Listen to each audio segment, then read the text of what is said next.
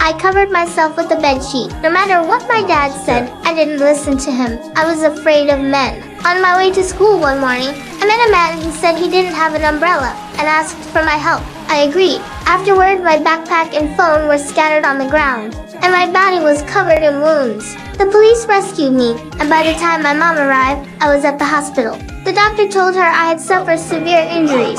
I would need to use a colostomy bag for the rest of my life. The police showed me a photo of the suspect. I closed my eyes, but to catch him, I still identified the man. The police quickly arrested him, but he hadn't been convicted yet. My story was reported on TV, and reporters came to the hospital, wanting me to talk about what happened. I was so scared that my dad took me and we ran away.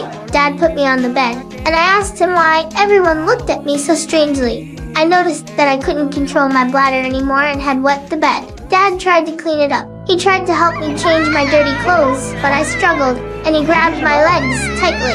Why was my dad acting just like the man from that day? Dad froze. He finally understood what had happened to me. From then on, I covered my head with the bedsheet and stopped talking to him. Dad took the man to court, but the man denied everything, saying he was drunk and didn't remember. Because of a lack of evidence, the trial was postponed. A person in a stuffed animal costume came to my room. He didn't speak, but used a notebook to communicate with me. I hugged him, and we became friends. Every day after that, he came to be with me. When I was released from the hospital, I wanted to go back to school. My classmates and I saw the person in the costume. He had been with me every day, never leaving my side. I ran back and called out to him. He turned and waved. I asked him if he was my dad. Only a dad would protect me like this. It must have been so hot in that costume. I took his hand, and we walked home together. I took off his mask and wiped the sweat from his face. That night, I overheard Dad saying that the judge might not sentence the man to death,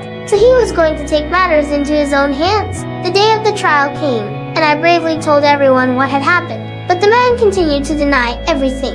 In the end, the judge only sentenced him to 12 years. My parents were heartbroken for me. I saw Dad stand up, grab the iron nameplate from the table, and hit the man. I hugged him and told him to go home. I didn't want him to go to prison because of me.